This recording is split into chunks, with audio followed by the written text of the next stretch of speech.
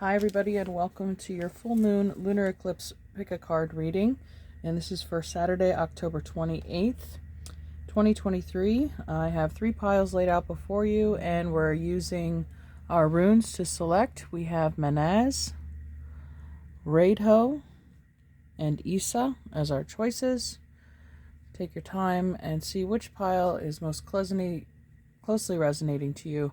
I thought it was funny the way these fell out. It spells in the English language MRI, which is short for magnetic resonance imaging.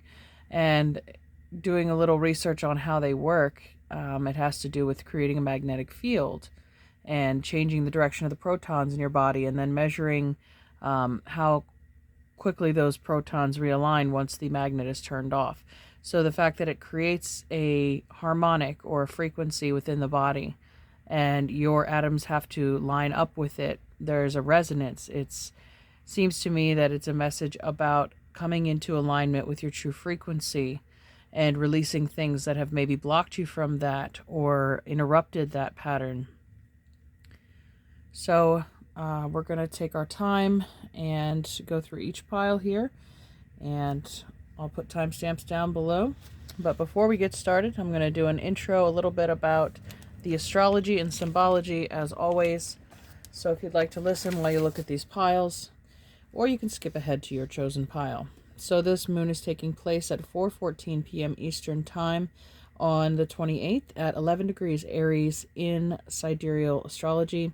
We have Mars and Mercury conjunct the Sun over there in Libra, and that is making an opposition to the moon, which is conjunct Jupiter, of course, which expands everything. Now, in Vedic astrology, this is happening in the lunar nakshatra Ashvini, which means the golden armored horse-headed twins. So they are physicians of the gods. They are the twin Vedic gods of medicine, and they're friends of the sick and unfortunate. Its planetary ruler is Ketu, the south node, which is releasing, and full moons are all about that, especially when amplified by an eclipse. Now, the moon will specifically be in the 4th quadrant of this nakshatra, the 4th pada, which is ruled by Cancer and the moon. So the moon is in a nakshatra specifically ruled by the moon, and Cancer, a zodiac sign, which is ruled by the moon. And it has to do with mental and physical healing and compassion, because Cancer rules the 4th house of motherhood, home, family. It could specifically have to do with healing those environments or relationships. But Cancer being a water sign and notorious for healing energy. And this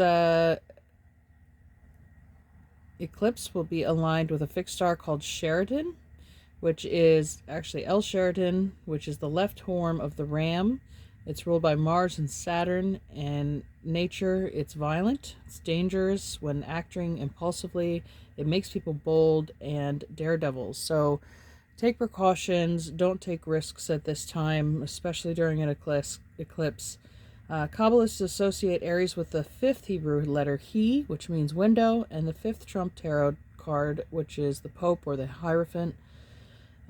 So the moon is conjunct Sheraton. When that happens, you have somebody with an extroverted personality, domination, attracting attention for good or evil through their activities. So they can steer this either way, the reason or result of their popularity. So violence is possible. With Mars conjunct Mercury, and there could be inflammatory throat chakras, there's inflamed combative speech or threats, and a lot of unpredictable things can happen. We do have Jupiter and Uranus in the Aries constellation at the moment. They will be exactly conjunct April 20th of 2024, directly following that solar eclipse that crosses America. So the tarot card that rules this decan is the 2nd decan of Aries, is ruled by the 3 of Wands, which is known as the Kingdom of Gold. The corresponding major cards are the Sun and the Emperor. The Sun is ruled by Leo, the Emperor is ruled by Aries. These are both fire signs. The meaning is virtue and established strength, and Leo rules the Strength card.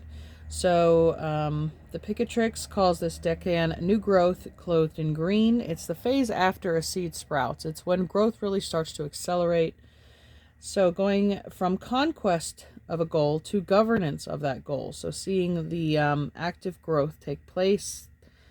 Mars penetrates, the sun steadily influences. It's the king of light of all. The sun is conjunct Mars this full moon, so the pattern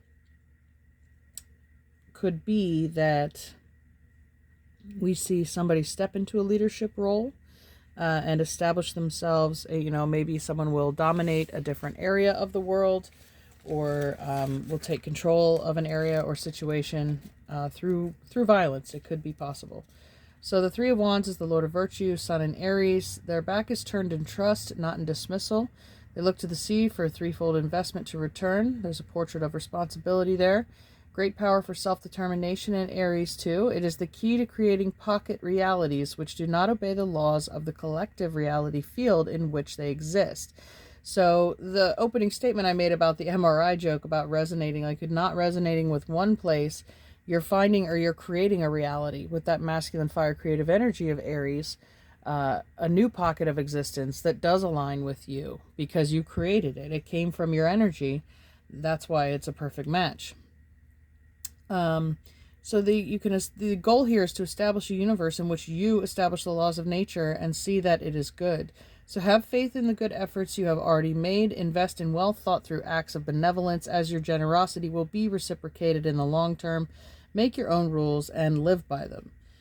The Sabian symbol associated with this placement at 11 degrees Aries is the ruler of a nation. Now this kind of goes back to the idea of the second decan of Aries, conquest and then governance. So the power resulting from the format integration of the collective desire for order, social and the collective or institutional ego level will be modified. Laws and the restrictive powers of political force are dominant features, indicates a centralization of power at the level of rigidity, structured consciousness. Now, when it talks about rigidity and structure, I think immediately of Saturn and Capricorn. And we have Saturn that'll station direct November 3rd. So it is most powerful when it slows down and stations before turning direct or retrograde. And as Saturn wakes up from its retrograde nap and starts moving forward, we might see more laws, restrictions, more centralized governance, especially in Capricorn. There's some finance involved there and leadership as well. And so let's get on with the reading, and we'll start with pile 1, and I'll see you in your pile. Pile 1, you chose the Manez rune, which means man, simply. Okay, so pile 1, I was wrong. Manez looks very similar. There's a cross between the two upright ends of the M. But this is actually Awaz, which means horse. And it's interesting that the nakshatra, so where this full moon is taking place, is of the horse-headed twins. So there's a strong symbology there. You may have been seeing a lot of horses or horse symbolism. But to me, I think of power, freedom, but Awaz is symbiosis between partners, man and horse, man and woman, working together harmoniously toward a single goal. You often see that on the chariot as well, the chariot driver working with the sphinxes in order to direct and raise the chariot. This is a rune of partnership, cooperation, and adjustment. It represents the etheric body, the vehicle for astral journeying. It's the vehicle of communication between the worlds. Since the horse is sacred to both Odin and Freyr, it can symbolize the joining of mystical inspiration and earthly prosperity. One might see it as a rune of alliance between Aesir and Vanir. It governs the harmonious union of dualities, whether of equals, as in joint kingship, friendship, and marriage, or guidance, as in relationship of man-horse or god-man. So there's a strong theme of partnership here. It can include change and movement, travel or development, either spiritually or physically, or an increase in capacity in either the physical or spiritual realms as a result of cooperation with another. So changing your frequency by coming into the field, magnetic field of another being. Our hearts are the center of that magnetic field. We are electromagnetic beings, and we put out a field. So this joining of fields, I get the image of a yin and yang and a Venn diagram where things are merging together, cooperating and creating a whole new frequency. an advanced one. Thorson states that it stands for connection, loyalty, and the principle of teamwork, especially in tandem, a dynamic harmony with the other that accepts differences, present or new partnerships. So Willis feels in addition to change, especially involving movement or travel, it may mean one is in the right track, the success is imminent, and the assistance from someone sensible and reliable is on the way. All right, so all good, positive, happy things. It seems to be in partnership and cooperation. I drew all these oracle cards for your reading, and then we'll expand with some tarot. But I do have a Journey of Love card in here. We'll see what that yields as well. So let's start with your Queen of the Moon, beauty. Okay, so somebody, again, with this partnership could be admiring your beauty from afar, seeing your inner beauty, seeing your energy field and being very attracted to it because you're vibrating at a higher frequency, an angelic frequency. We have the blood dance, number 42. That has to do, I was just speaking about the heart pumping blood around the body. And the blood dance is talking about the travel and energy that it takes your blood to circulate. It's the dance of the energy cycles and the rhythms within your body. So getting back in touch with that could also have to do with bloodlines or family. And next we have Aquarius, originality, philanthropy, and the progressive imaginings. Okay. And then we have House 5, passion, play, children, confidence, and creativity. So Aquarius ruled by Uranus and Saturn. We have those themes of Saturn here as far as discipline and hard work and leadership. But we also have this freedom with House 5, creative license. Aquarius and Leo, the 5th house, are opposites. Opposites could be attracting here, or Aquarius, you could be taking your unique talent and putting it on display for the world, sharing that or broadcasting out your unique frequency as recognized and amplified by Aquarius and Uranus. So this could be an unexpected attraction or even widespread fame and recognition. Taking a look at your alchemy card, we have the alchemical wedding. That's exactly what Awaz is talking about. Cooperation, partnership, union. With the blood dance there, again, bloodlines incorporating and marrying into that line, or aligning yourself with powerful people. And we have limiting beliefs. So don't allow yourself to be held back by limiting beliefs. This opportunity for discovery and union is within you. You have all the power to attract this based on what it is that you're putting out there. And then we have the anointed, answer the call, leadership, empowerment, and soul gifts. So back to that, you might have strong Capricorn or Saturn placements in your chart, but it's like being the chosen one. It's being chosen by somebody else as their divine partner. Answer the call, leadership, empowerment, soul gifts. So the soul gifts are speaking of the creative House 5 being expressed uniquely by Aquarius. People, I think, are going to recognize you and make offers based on your boldness, your personality, your energy. So we also have, finally, then Medicine Woman, honor your inner knowing. This gives me the High Priestess feel, that intuition, trusting the feminine side of you, not to be taking action at this time. There's a lot of aggressive Mars energy that's being injected into this eclipse. This is encouraging the opposite as a balance, to work on the passivity, to work on the receptivity, work with attraction rather than repulsion. Okay, let's get a couple of tarot cards to wrap up this reading. But powerful partnerships, alignments, promotions, things are coming together. You're just being strengthened by this. There's only some self-doubt, which I think is healthy and, normal for us to be a little uncertain of new territory. That's kind of programmed into us. But don't allow yourself, the process, to stop because of that. You can grow beyond the box. Here we have the flower busting out, going towards the sun, the solar plexus, the ego identity. All right, let's see what your cards have. The Four of Swords, so that's peace and rest. Following a period of turbulence, maybe in the 4th house, some of you might be settling down in a home. getting comfortable there. Renewal, so that's the Judgment card. Rebirth, the Phoenix rising. And then we have the Six of Coins, more reciprocity.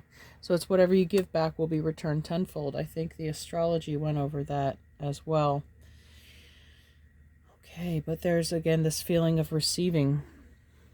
The goal has been met, the effort's been made, and now it's time to rest, receive, open your hands to help or assistance, because it's only going to make you stronger in the end. I mean, I think the instinct is to push forward and pursue things individually. That's the masculine energy. This is telling you that it's time to allow others to help, because it'll make you actually stronger than you thought you were. Okay, and underneath the deck I have Magic, the Magician. So Mercury, Gemini, Virgo. Those could be partners that come along, helping hands. Okay, I think that's all I have for you. Pile 1, thanks for tuning in. I wish you the best eclipse. Take care. We'll see you next time. Bye. All right, so pile number 2, welcome to your reading. You chose Radho, the 5th rune. And it's interesting that if you watch the intro, this eclipse is being ruled by the eclipse is ruled by the sign of Aries, and to Kabbalists, they associate Aries with the 5th Hebrew letter He, which means window, and the 5th trump card, meaning the Pope or the Hierophant, which is Taurus. So you could be seeing the number 5 a lot. 555 could be a sign for you. But Radho, it means the cart. And I was mistaken if you watch the intro as well. I thought the first rune was Manez. It's not. It's Awaz, which means horse. So now we have horse, and the second pile is cart. So you may be coming from pile 1. But I think in one of my October readings, I even mentioned don't put the cart before the horse. I think it was Virgo. But let's see how this plays out for you, pile 2. Okay, so Radho is the road is ridden to work and the world around together. Radho is at once the act of moving and the vehicle that contains what is moved. The turning of this wheel governs all rhythmic cyclic actions. So you could get the symbolism here of the Wheel of Fortune, since we have the universal symbol there for the wheel. And Thorson defines Radho as the vehicle and the road it takes, the way. According to him, it governs rhythmic action and organized activity, including instructions such as nations or religions, the form of things. It is the rune of logic and proportion, of cognition, also the path of rightly ordered action, ritual working, the roadways by which one travels between the worlds. So you could have strong Mercury energy as well, or Mercury could be transiting your 3rd or 9th house.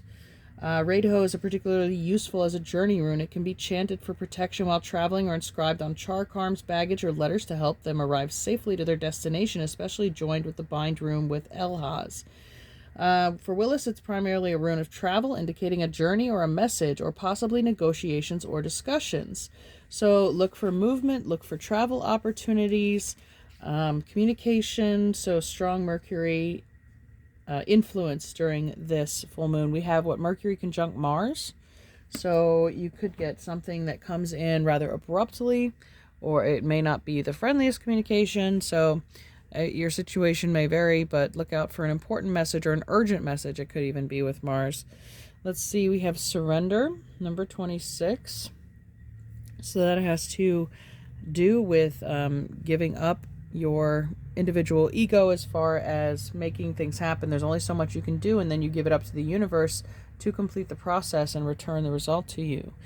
So we also have towering magnificence. This makes me think of the Tower card regularly in the tarot. So that's the swift change that could be coming in as well. And then we have mutable. Yeah, be flexible. Surrender, fluidity, and welcoming change. Could be a water sign, or this eclipse could be activating water signs for you based on the angles to your birth chart. But Scorpio, Cancer, and Pisces. So be flexible. Be ready for this sweeping change to come through. There's obviously travel in mind, so it might be a spontaneous trip. You may have to change your schedule at the last minute, make unexpected changes, diversions, or detours. But it's assured that your travel is safe with Radho there. So it's kind of like if you are in the ocean and you get caught in a wave and it wants to throw you on the beach. I mean, the best tactic would be to go limp, right? That's how, unfortunately, intoxicated people survive car crashes, is their body, there's no resistance there. They're already completely relaxed. They let the chaos swirl around them, and the damage is minimized because they're not putting up a fight and resisting the flow of energy. And we have Saturn. Yep, feeling restricted, experience struggle, learn hard work and patience. So some of you could be going through a hard transit to Saturn at the moment, Saturn return, opposition, or square, where Saturn, again, this may be an unexpected shift coming out of your life, removing an obstacle, though, even because Saturn is a blockage and the tower is a movement of that blockage. So with this water flowing too, it looks like unclogging a drain. There could be a lot of emotional purging at this time. We did mention that the nakshatra associated with this eclipse is one ruled by Cancer and the moon, which is emotional. There's potential for healing available here. But Saturn, it allows us to rebuild too, following a sweeping change through our life. There's a lot of blue here. I mentioned that with Mars and Mercury in conjunction, there could be an activation of the throat chakra, which is blue. So things, maybe someone's been holding back a message for a very long time, keeping a secret, and then all of a sudden during this full moon, as things come to light, they have to let it out. It just comes out. Someone confesses, whether it be to an emotional state or guilt that they're feeling, but something has to come through this this eclipse in the form of communication, which is going to have sweeping change on your life. And then we have darkening melanosis. So that has to do, I think, also, we have this crow here. It's often a symbol of death and Scorpio, as we're in that season or going into that season. But it has to do with, again, the snake, death, rebirth, regeneration. We're coming into the period of darkness in the northern hemisphere where the days are shorter and shorter. So I want to read about this one. Depth, readiness, and churning in alchemy. Darkness is an achievement. It indicates the material has been through a significant occurrence, something called an initiatory experience, which would be the tower, that has brought it into a state of readiness for the work, ready for the work. Saturn rules Capricorn, the 10th house of work. The darkness prepares us. We've moved beyond the small talk and chit-chat of the upper world and descended into the psychic layers of the soul. We admit who we are fully and bravely and thus open ourselves to the process of transformation. When this card appears, it's not necessary to delve into what brought you here, the initiation, likely by fire, that has caused the embers to char. Yeah, initiation, trial by fire, they say. Rather, it's time to heal, and darkness is the remedy. Closing your eyes is a voluntary expression of darkening. By practicing it daily, we drop into the depths and surrender. As the alchemist's eye adjusts, transformation begins. Okay, so this is the third card in this spread to mention surrender. Just let go. The side notes say this card is linked to Mortifactico and the Pluto. If these cards appear together, it's a sure sign that things are running bleak. Time to lighten the mood and get into the sun. So Pluto being the ruler of Scorpio, as I mentioned, death, endings, transformation, all something that we're descending into in the northern hemisphere. But draw with charcoal or India ink. Let the depth of the pigment move you and follow its lead. The only requirement is that you allow the material to express itself. So pile one had a similar message as far as letting the feminine lead the way, taking on the feminine energy of receptivity, surrender, let go, let things come to you, move through you. So the darkness is where the healing occurs this month, and even for the next 6 months as we go through this potential darkness. So we have the wastelands, sustainability, slow down, tend to your garden. So again, this feels like it's right under the tower. It's like the ground has been leveled or cleared. It's a wasteland. There's no more sustenance in the soil. The well is dry. There's no more nutrients there. It's time to let it go. It's time to move on to more fertile soil. You can't garden where there's no water, there's no sunlight, there's no nutrients, there's no positivity or support. And we have transformation. This is incredible. So we have the snake and the butterfly. They shed, they change, they move on. They are born again stronger and more vibrant than they were in their previous life. And then we have lady, enjoy growth and reap rewards. That's perfect because, like I said, this is setting you up for that change. It's time to grow out of this skin. I even look at her armband and it looks like a snake. But it makes me think of, again, Virgo, Taurus, Capricorn, Earth. There's more fertile soil, right? It says tend to your garden. Enjoy growth and reap rewards. So there's water elsewhere. Go with the flow, and you'll end up where the water is, where the ground is moist and able to bear fruit. So in the intro, I also went over the second decan of Aries, the tarot card associated with that being the Three of Wands.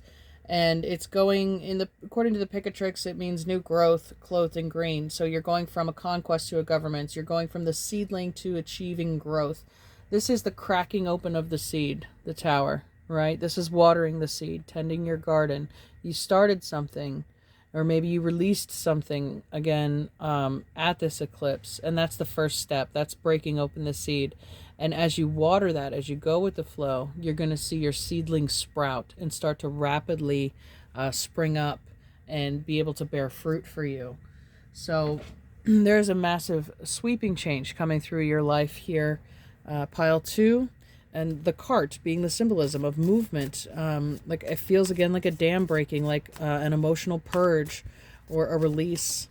Somebody may have released you by forgiving you for something that you felt bad about, and it was inappropriate guilt. They'll clarify that for you.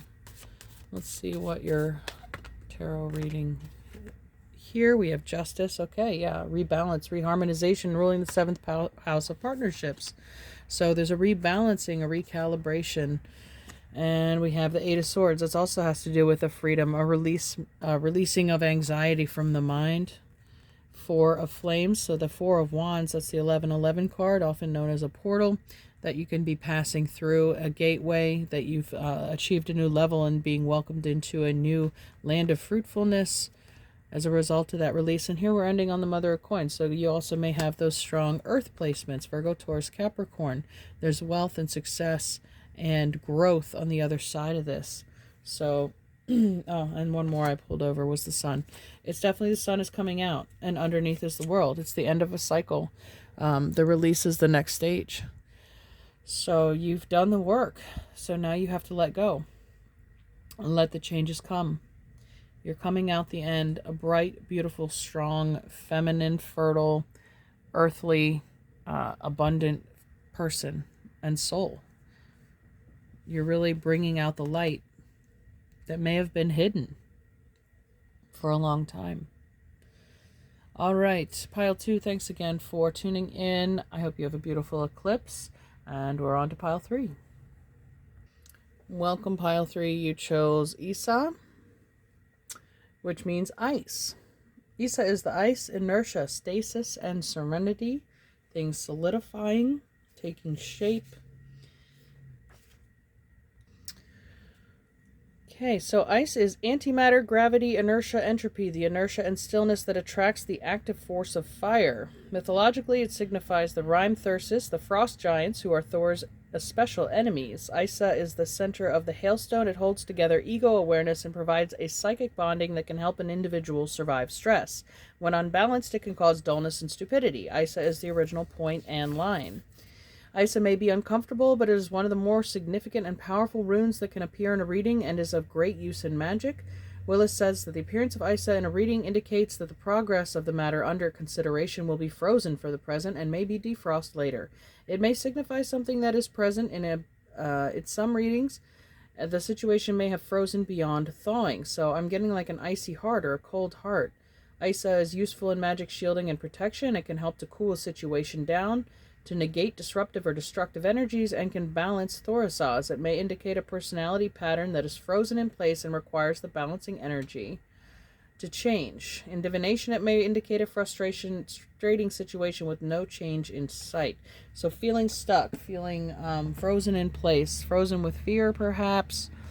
Let's see what we can learn or how to balance and thaw this energy. Our moon card is peace. There's a protective energy there. Maybe that is that ice shield, surrounding or encasing. We have the choice. Okay, so it looks like your current status is a choice to stay where you're at or to change.